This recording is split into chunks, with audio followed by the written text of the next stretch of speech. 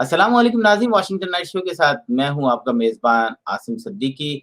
आज हमारे साथ डॉक्टर सबाहत बाजवा साहब मौजूद हैं। कराची में होने वाली जो तकरीर है, उस पे आज हमारा फ़ोकस होगा कि आखिर वो कौन-सी वजूहात हैं जिसके बायस से जितने भी लोगों ने तकरीरें की, उन्होंने डायरेक्टली, इनडायरेक्टली फ़ौज से ही बातें कही।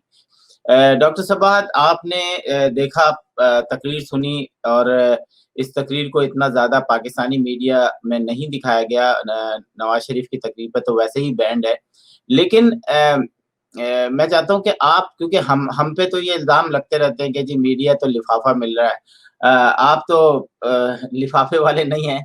मैं चाहूँगा कि आप इस पे तज़किया दें कि आज आपने जब तकरीरें देखी, सुनी, तो क्या लगा आपको कि पाकिस्तान में किस तरीके का ट्रेंड चल निकला है? जी। Yasam, thank you for taking me on this program today. आज इत्तेफाक से इतवार था और छुट्टी का दिन था और मुझे मौका मिला कि मैंने वो जलसा शुरू से आखिर तक देखा, सबकी तकरीरें सुनी। इसमें एक दो चीज़ें बहुत ख़तरनाक नज़र आई आज। अगर आपको या किसी हमारे व्यूअर को इत्तेफाक हो तो मैं 3 तकरीरें बयान करूँगा कि वो आप ज़रूर देखें। इसमें से एक तकरीर बलूचिस्तान नेशनल पार्टी के रहनुमा अख्तर मैंगल, वो जो कि बलूचिस्तान के साबका चीफ मिनिस्टर भी हैं, उनकी तकरीर थी। महमूद खान अचकज़ई, वो भी पख्तूनख्वा मिल्ली अवामी पार्टी के सरबराह हैं बलूचिस्तान से। और तीसरी तकरीर थी एक ANP के रहनुमा पेशावर से। तो इन 3 तकारीर को अगर आप गौर से सुने तो आप पे बहुत कुछ अयां हो जाएगा।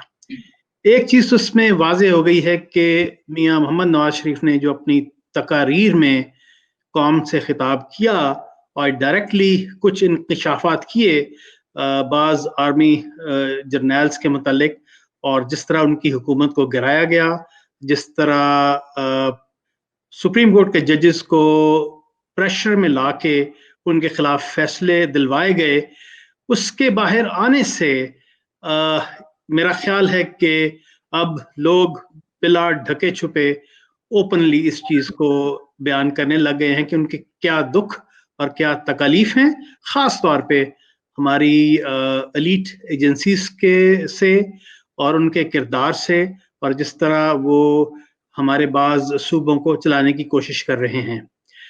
इस ज़िमन में मैं आपको एक हवाला दूंगा अयूब खान के दौर का, जबकि मुल्क में फौजी हुकूमत थी और उस दौर में कुछ पॉलिसीज इस तरह की नाफिज की गई कि जिसकी बिना पे हमारे बांग्लादेश के रहने वाले भाई और बहन उनको बहुत ज़्यादा प्रेशर में लाया गया, और उसके नतीजे के तौर पे 71 में हमने ढाका फॉल देखा।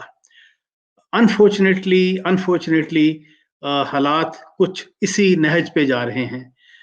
जिस आज से पहले शायद मैंने भी ये डायरेक्टली नहीं सुना था किसी सियासतदान को इस तरह की बातें करते हुए, खास तौर पे अख्तर मैंगल साहब की। अगर आपकी उनकी तकरीर के कुछ क्लिप्स आपके पास हों तो वो आप चलाइए, ताकि उसमें लोगों को, आवाम को कुछ आगाही हो कि वो क्या चीज एड्रेस कर रहे हैं। और पहले हम ये क्लिप्स कुछ देख लेते हैं और उसके बाद जो है वो फिर डॉक्टर साहब जो है बताएंगे कि एक्चुअली वो क्लिप्स क्या थे। सबसे पहले मैं क्लिप चलाऊंगा नवाज शरीफ का भी, जैसा कि आपने बताया था कि उन्होंने खुद जिस तरीके से डायरेक्ट फौज को मुखातिब करते हुए ये बातें कही। उसके बाद फिर मैं दूसरे क्लिप चलाऊंगा और उसके बाद फिर जो है डॉक्टर साहब आपसे एक तज्जिया लेंगे। तो पहला क्लिप आप देख लें। जस्टिस काजी फायदी साहब और उनके अहले खाना के साथ होने वाली नाइंसाफी का कौन जिम्मेदार है? इस मीडिया की जुबानबंदी का कौन जिम्मेदार है? सेनेट के इंतखाबात पर डाका डालने का कौन जिम्मेदार है? इलेक्शन से पहले जोड़ तोड़ और हॉर्स ट्रेडिंग का कौन जिम्मेदार है? सहाफियों को अगवा करके तशद्दुद करने का कौन जिम्मेदार है? इमरान नियाजी की इस नाइल हुकूमत की तबाहकारियों का कौन जिम्मेदार है?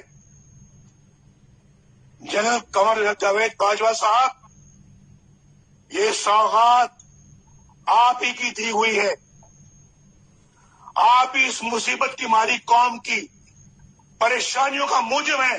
जनरल कमर जावेद बाजवा साहब, आपने हमारी अच्छी भली चलती हुकूमत को रुखसत करवाया और मुल्क और कौम को अपनी ख्वाहिशात की भीम चढ़ाया।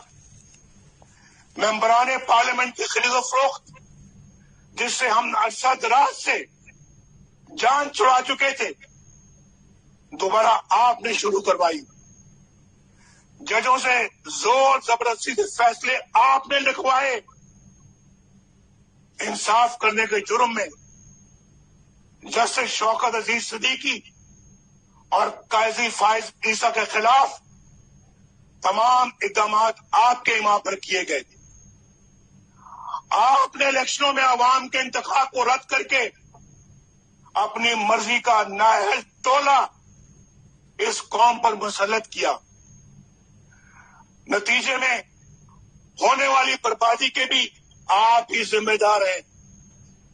जनरल बाजवा साहब, जवाब आपको ही देना पड़ेगा। आपको। उस जालिम इंसान को मैं वज़ीर आज़म मानती हूँ, ना मैंने उसकी गाली हुकूमत को कभी तस्लीम किया है, और मैं उसके इल्जामात का जवाब देना भी जो है वो बिलो डिग्निटी समझती हूँ।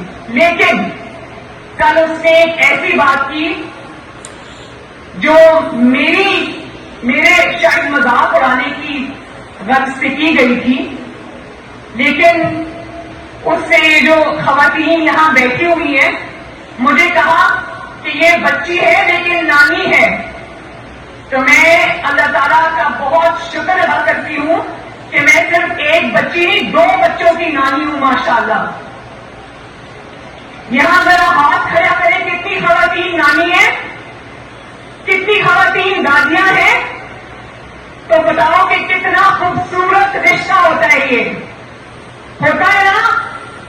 मेरी नवासी का नाम, जो कि अब माशाअल्लाह 3 साल की है, उसका नाम सरीना है, और एक और मेरा नवासी।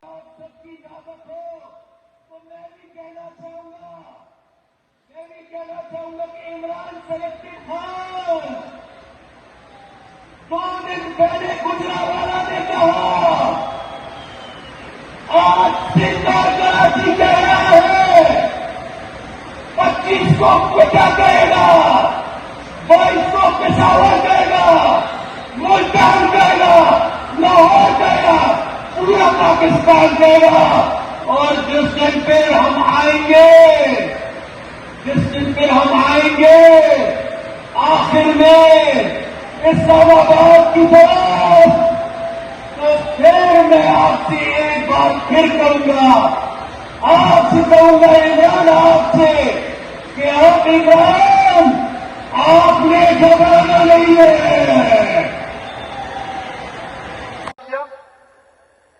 बदबख्तो, इतनी तो जिम्मेदारी का एहसास होता तुम्हें, कम से कम उसकी मां का दुपट्टा निकाल कर उसके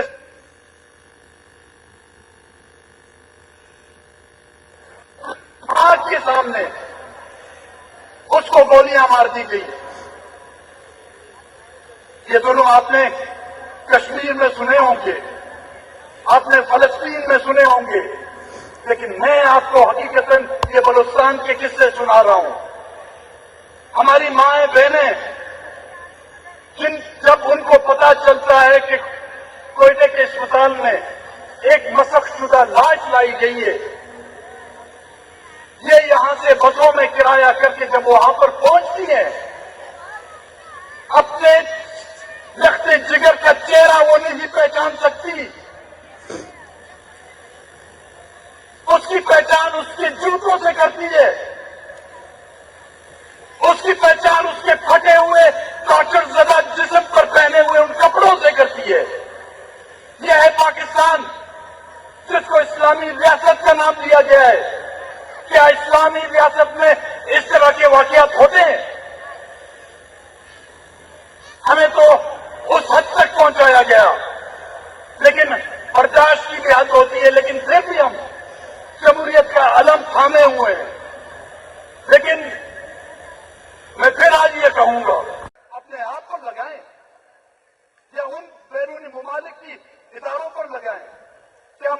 कहूं कि बलूचिस्तान में बहने वाला खून अमरीकी हथियारों से बहाया जा रहा है? क्या मैं ये कहूं कि वजीरिस्तान में बस बहने वाला पश्तूनों का खून हिंदुस्तान के हथियारों से बहाया जा रहा है? नहीं, यहीं से बनने वाले हथियार और यहीं के कंधे जो है मेरे नौजवानों के खून में जो है मुलविस है। मुझे वो चाहते हैं कि हम उनका साथ दें, उनको सलाम करें, बिल्कुल हम उनको सलाम करने के लिए तैयार हैं, लेकिन पहले मेरे बलोच का खून का हिसाब दो, मेरे पश्तून के खून का हिसाब दो, मेरे मजलूम के खून का हिसाब दो, मेरे मुसलमान के खून का हिसाब दो, मेरे हिंदू के खून का हिसाब दो, मेरे क्रिश्चियन के खून का हिसाब दो, फिर मैं तुम्हें सलाम करने के लिए तैयार हूं।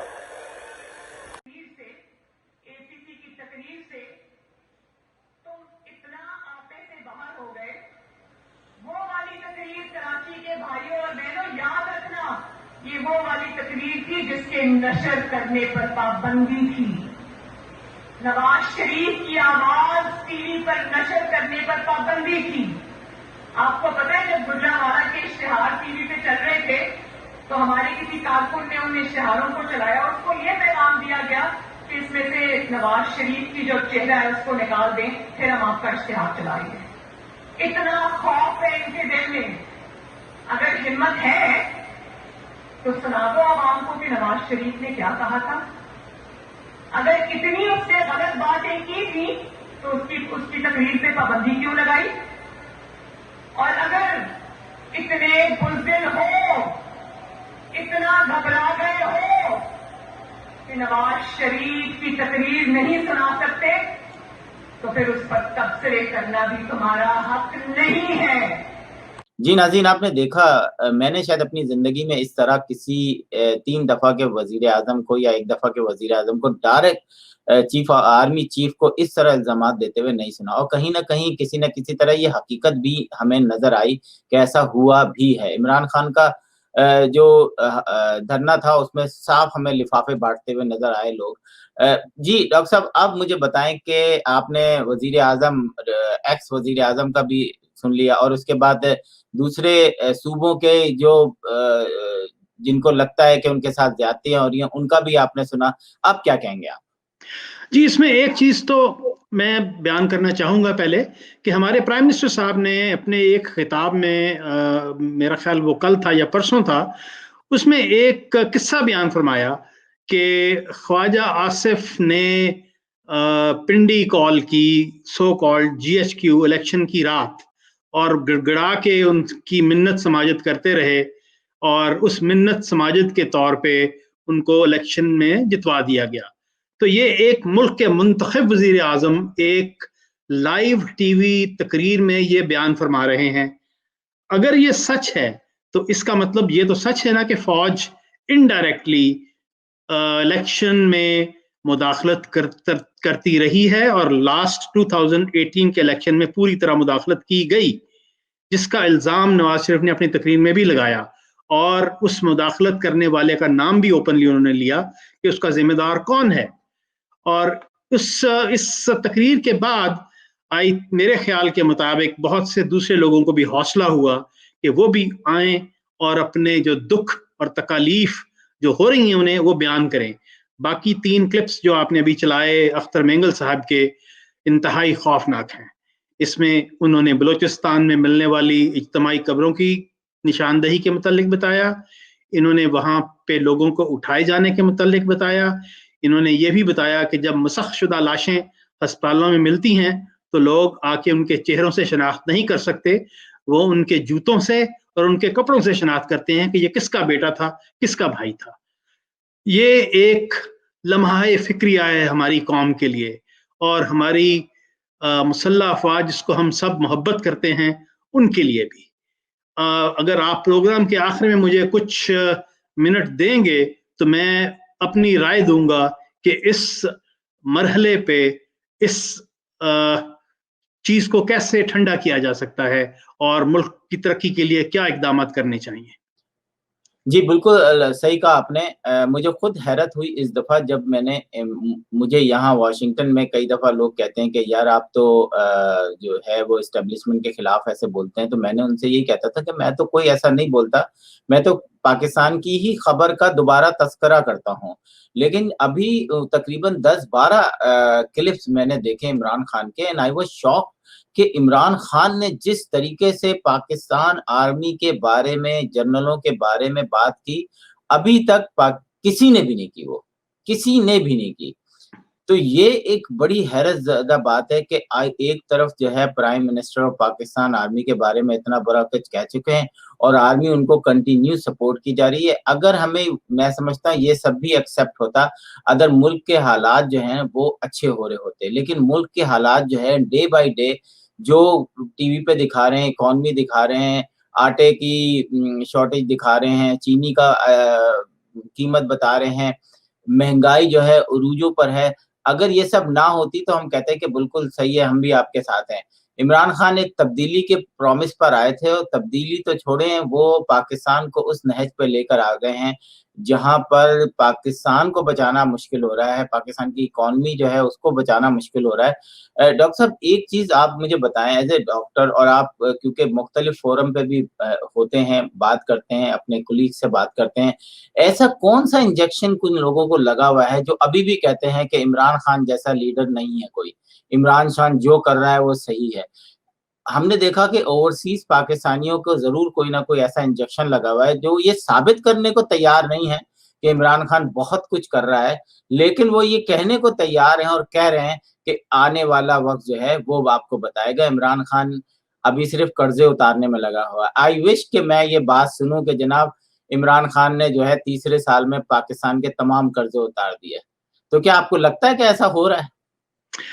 عاصم, انفارچونیٹلی یہ حقائق سے آگاہی کا نہ ہونا اس کا ایک بڑا سبب ہے. ہمارے بہت سے دوست ہیں, وہ بھی ابھی بھی عمران خان کے بڑے سپورٹر ہیں, لیکن ایز اے پاکستانی, میرے پاکستان میں پیرنٹس ہیں, ان کے روزمرہ اخراجات جو ہوتے ہیں ان کی وہ مجھے اطلاع دیتے رہتے ہیں. اس کے علاوہ ایک چھوٹا بھائی پاکستان میں ہے, میرے بہت سے رشتہ دار پاکستان میں ہیں جو ہر قسم کی جاب کرتے ہیں, مڈل کلاس سے تعلق ہے ان کا. پاکستانی میں عام عوام کی زندگی اس وقت اجیرن ہو چکی ہے, وہ اپنے بل نہیں دے سکتے, وہ اپنے لیے روٹی کپڑا نہیں لے سکتے, اپنے لیے مکان نہیں خرید سکتے. وہاں پہ ایک قسم کا اکنامک میلٹ ڈاؤن ہو چکا ہے, ہو رہا نہیں ہے, ہو چکا ہے. میں آپ کو ایک دو ایگزامپل دینی چاہوں گا اگر تھوڑا سا مجھے ٹائم دیں. ملک میں پہلے بھی ماشاء اللہ لگتے رہے, ایوب خان کے دور میں بھی ماشاء اللہ لگا, جنرل ضیاء الحق نے بھی 11 سال حکومت کی, مشرف صاحب نے بھی کوئی 8 سے 9 سال حکومت کی, لیکن ان ادوار میں ایک فرق تھا.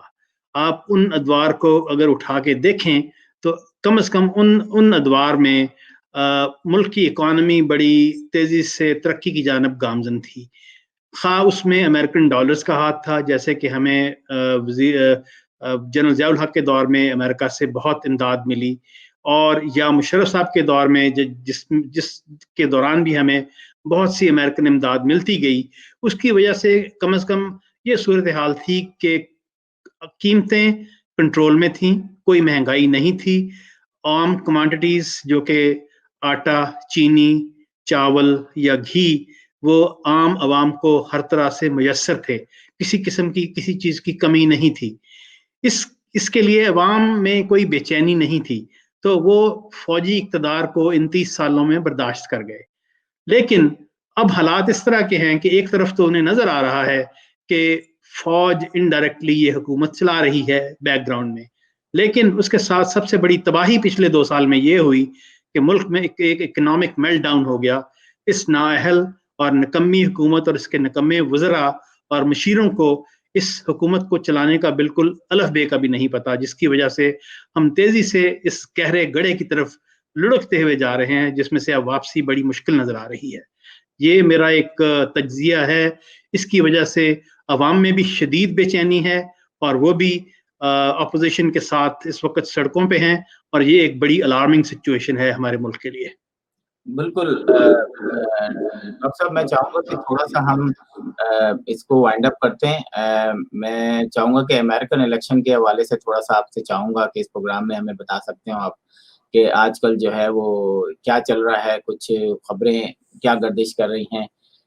कल मैं एक प्रोग्राम देख रहा था तो उसमें ट्रम्प के लोग काफ़ी अग्रेसिव नज़र आए और वो चीखो-पुकार के ज़रिए जो है अपने वोटरों को जो है वो अपनी तरफ जो है वो मुतवज्जा कर रहे हैं। तो और बाइडेन आपको पता ही है कि एक्चुअली बाइडेन और ट्रम्प के अलावा वाइस प्रेसिडेंट का भी इंतखाबात इस दफ़ा जो है ना बहुत गहरी उस पे लोगों की नज़र है कि कौन जीतेगा। तो उस पे थोड़ा-सा मैं चाहूँगा कि आप तज्ज़िया कर दें। जी बिल्कुल। अमेरिकन इलेक्शन अपने आखिरी मरहले में दाखिल हो चुके। पोलिंग में 2 हफ्ते से कह लें 1 दिन ज़्यादा डालने कि 15 दिन का वक़्त रह गया है। हर किस्म के पोल्स में, हर किस्म के एनालिसिस में, हर किस्म के मीडिया पे एक चीज़ यहाँ नज़र आ रही है कि जो Biden is going to have a landslide victory. और unless and until some sudden problem happens, जो कि हिस्ट्री में 1-2 दफ़ा हो चुका है, कोई ऐसा अगर वाक़या ज़हूर पज़ीर ना हुआ तो मेरा ख्याल है कि तब्दीली हमें दीवार पे नज़र आ रही है कि जो बाइडेन विल बी इलेक्टेड। और एक और चीज़ जो कि आजकल सोशल मीडिया पे भी और इलेक्ट्रॉनिक मीडिया पे भी बड़ी तेज़ी से आ रही है, वो ये है कि हो सकता है कि प्रेसिडेंट ट्रंप इलेक्शन हारने के बाद ये डिसाइड कर लें कि वो ये मुल्क छोड़ के जा रहे हैं, क्योंकि उनके खिलाफ कुछ ऐसे इल्ज़ामात और मुकदमात इस वक्त पेंडिंग हैं जो कि एज ए सदर वो उनके खिलाफ नहीं खोले जा सकते। लेकिन अगर वो सदारती इलेक्शन में हार जाते हैं तो अगर वो खुल जाएं तो इनको बड़ा मुश्किल वक्त दरपेश होगा। तो बाज़ लोग ये प्रेडिक्ट कर रहे हैं कि हो सकता है कि वो मुल्क छोड़ के कहीं और कुछ अरसे के लिए चले जाए इन मुकदमात से बचने के लिए। तो आपको क्या लगता है वो रशिया जाएँगे या पाकिस्तान या इंडिया? ये तो वक्त बताएगा कि क्या क्या डिसाइड करते हैं। लेकिन the writing is on the wall which is probably going to happen. अच्छा डॉक्टर साहब एक चीज़ और भी बताते चलें कि आपको लगता है कि जब बाइडेन आएँगे तो किस चीज़ में फ़र्क आएगा? इंटरनेशनल रिलेशन में फ़र्क आएगा और या ये अमेरिका की इकॉनमी में फ़र्क आएगा या ये जो कोरोना के हवाले से जो ट्रिलियंस ऑफ डॉलर का नुकसान हुआ है और हो रहा है, उस पे कुछ उम्मीद है कि वो सही होगा? देखिए आसिम, अगर आप आजकल खबरों को गौर से देखें तो कुछ चीज़ें बड़ी तेज़ी से अयां हो रही हैं। एक तो ये है कि एज अ अमेरिकन हम अपनी दुनिया में साख को खो चुके हैं और उसका नतीजा ये हुआ है कि हम अपने जो अलाइज थे यूरोपियन कंट्रीज, उनकी सपोर्ट भी हमें इस वक्त मैसर नहीं है। इसकी मैं एक आपको एग्जांपल देता हूँ। 13 अक्टूबर से ईरान पे लगाई गई पाबंदियां ख़त्म हो गई। अमेरिकन गवर्नमेंट ने पूरी कोशिश की थी कि इन पाबंदियों को एक्सटेंड किया जा सके, लेकिन तमाम यूरोपीय मुल्कों ने उसकी मुखालफत की। चाइना ने भी मुखालफत की, रशिया ने भी। ग्वाटेमाला एक वाहिद मुल्क था सलामती कौंसिल में जिसने यूएस की सपोर्ट की और वो पाबंदियां 13 अक्टूबर से उठ चुकी हैं। इसके बाद ईरानी किसी किस्म का भी असला खरीदने के मजाज हो गए हैं। एक मैं ये एग्जांपल सिर्फ एक देनी चाहता हूँ कि हमारी जो खारजा पॉलिसी है उसकी एक बहुत बड़ी नाकामी हमारे सामने आ रही है।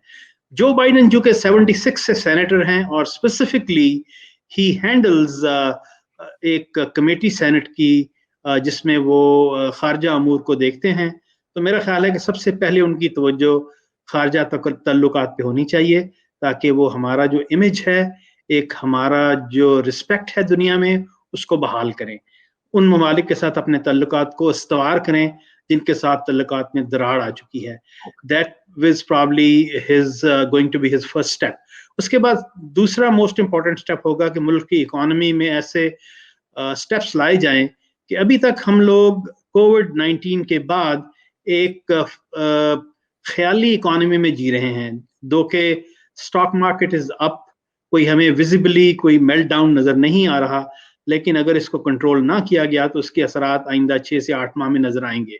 तो ये आने वाली हुकूमत के लिए एक मेजर टास्क होगा कि इस किस्म की पॉलिसीज फौरी तौर पे इम्प्लीमेंट करें जिसमें ना सिर्फ कोविड-19 पे काबू पाया जा सके, बल्कि उससे होने वाले नुकसानात और उसके आने वाले नुकसानात को भांपते हुए ऐसे इक़दामात किए जाएं ताकि हमारी इकोनॉमी को कोई ज़्यादा नुकसान ना पहुंच सके. So these are the two major tasks.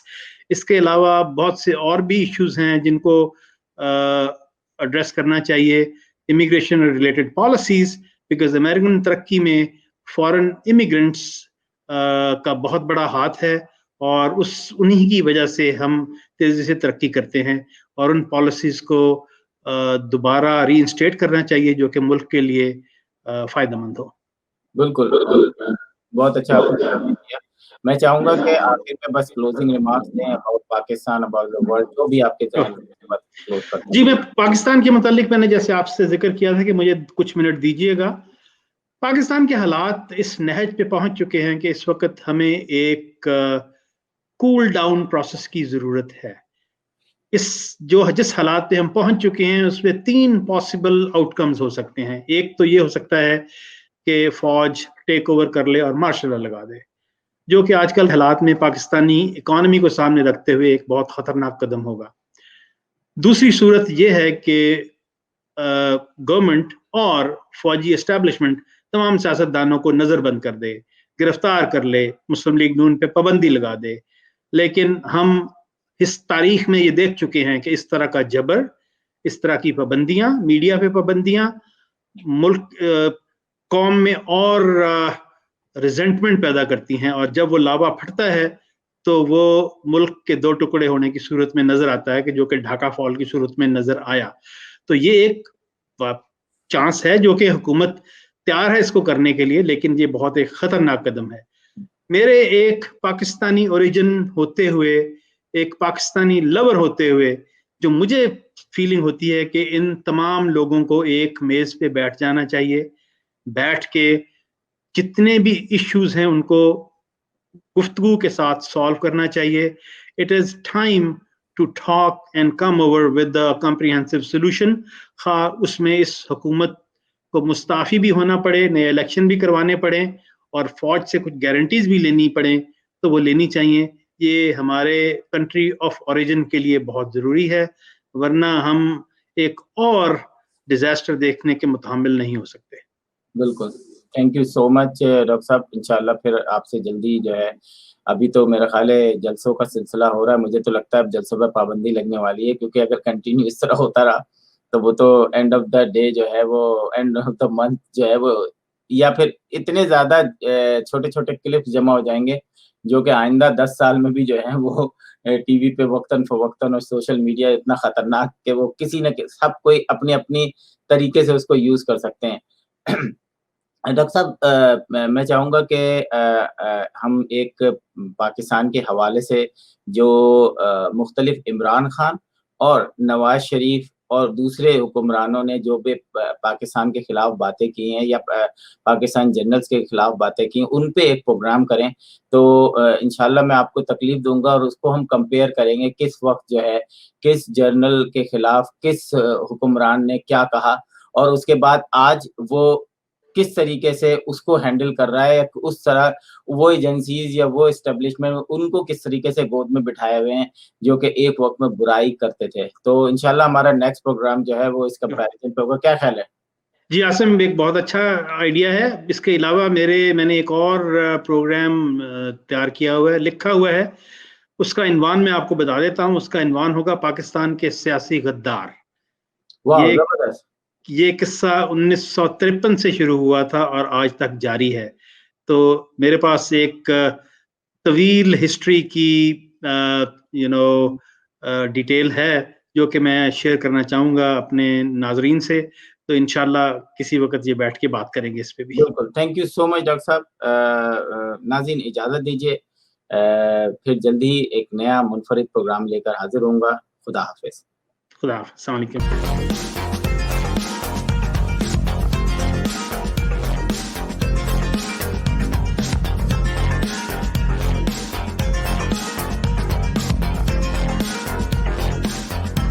Washington Night Show with Asim